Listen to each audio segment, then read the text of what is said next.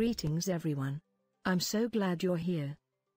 You can adjust Boris filters in so many ways that just getting started can seem a little overwhelming. But with a good general understanding of how they work, along with a simple technique for making adjustments, achieving great results is fairly simple.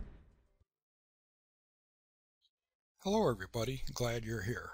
Okay, I'm starting with a still image. I have a title track and I also have a video in the background. I've applied a number of filters, and the reason I've done that is I want to point out a few things to you inside of the timeline, because once I get you to understand the basics of how to work with filters, you're going to find out that you can do an awful lot of things on your own that are really not that difficult to work with.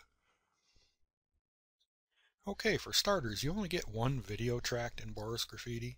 It'd be nice if they had more, but if they did, it would be a full-fledged video editor, and let's face it, it is a plugin. Okay, so left-click on the background in order to apply a filter.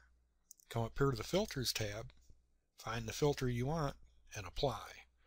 Okay, I'm going to come back down here. Now, as far as text tracks, you can apply as many of those as you want. Same thing for photos and images. You can apply as many of those tracks as you want. I think the limit is something like 100. If you want to juggle 100 text tracks and image files, have a ball. It's not for me. Hats off to you if you try it. But in order to add an extra text track, okay, here's your 3D extruded text. Here's your vector text. You simply click on it to add it. And I'm going to get rid of it because I'm not going to use it.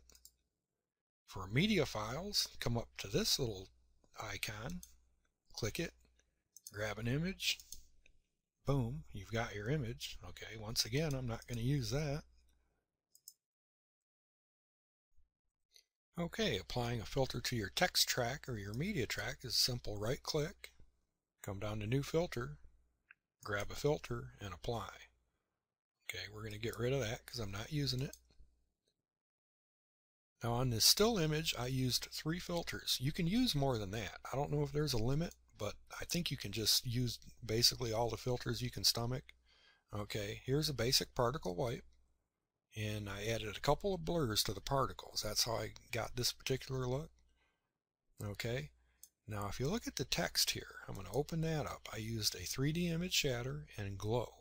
I'm going to shut the glow off. If you look at the text now see how the text looks without it? It's colorful, but it looks kind of dead. So a simple glow filter can really set your text off and other type things as well.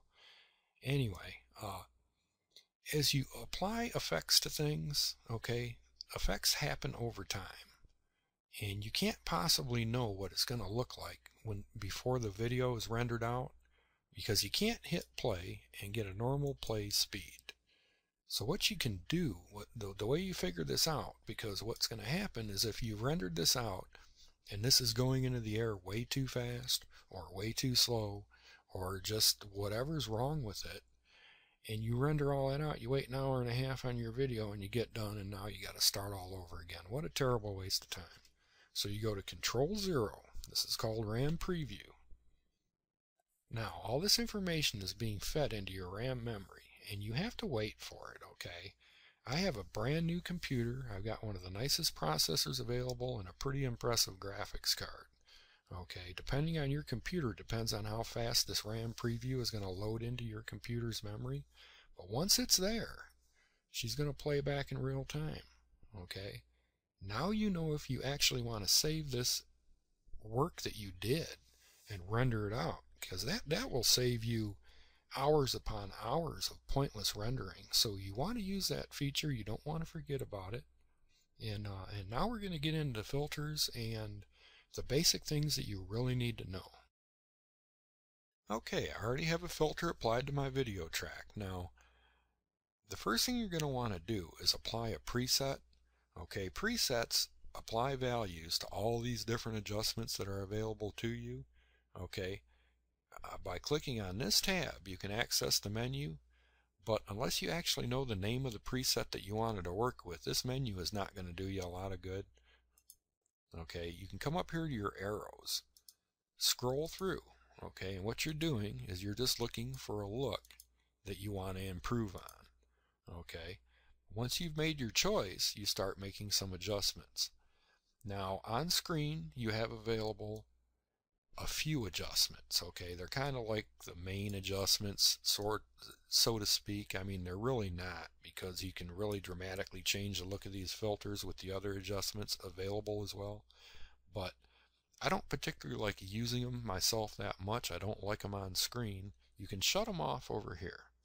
Simply shut them off and know that those adjustments are actually these first few adjustments right here. Okay, that's the on-screen, are these top adjustments within the control window. Okay, so part of the workflow is go through here, use your main adjustments first, okay? Make some adjustments, kind of say, well, that's even a little better yet. Okay, what's left is starting to monkey around with these down here. Now the thing about messing around with these down here is that if you adjust this one, and you adjust this one, and you adjust this one, the next thing you know, the filter looks all screwed up.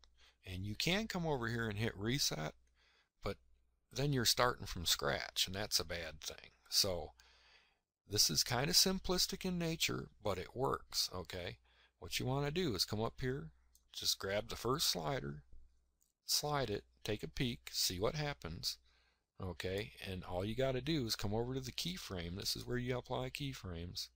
Hit reset.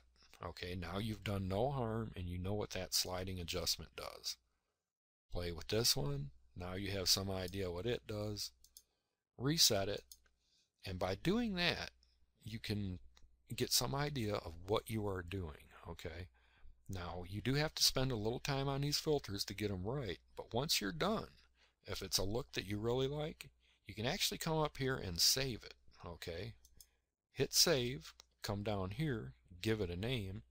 Okay, every filter has a folder assigned to it. This particular filter, I have one pre-save built into it. Okay, once you save a preset, all you have to do is come up to your menu. This is my preset. Apply it.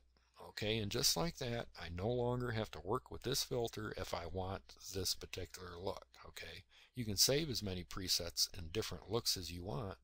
So that's the concept of the preset saves. You can save yourself a ton of time, you know, spend the time once, get a look you like, save it, get 3 or 4 built up, get yourself a little library, and now you're working a lot faster. So that's a good way to go. Even animations that you have built into your filters will be saved as well. There is an exception to that rule. I want to point that out now. Okay, so I've switched to a particle filter now. By scrubbing in my timeline, see there's some motion applied to this particular effect. Okay, that information is saved as well. Any adjustments you've made to that, how fast it happens, so forth and so on. Okay, but there is a way to select manual with this particular filter and work with keyframes to get a little broader control of how the scatter effect happens. If you use manual, you cannot save the presets. That was one thing I wanted to point out. The manual is only applies to 3 or 4 filters. Okay, now when you're using these sliders, you would think when you get to the end that you've got your adjustments maxed out. In some cases that is not true. Okay, hovering over this number, I see I've got minus 30,000 to plus. In order to adjust that, I can type in a value, or I can left click and scrub this way to make that higher adjustment. Now I'm going to go back to the glint filter real quick. All of these, okay, are on scale. Once you reach the end, you're done. That's as high as the scale goes. Now another way you can adjust these by a value of 1 at a time is use your mouse wheel. Okay, scroll your mouse wheel up and back. Okay, and that way you can make fine adjustments very easily, incremental fine adjustments.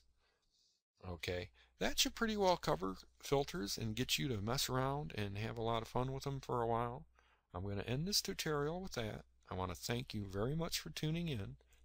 I decided a couple months back to stick with Boris Graffiti tutorials for a while, so there's more coming. Hang in there.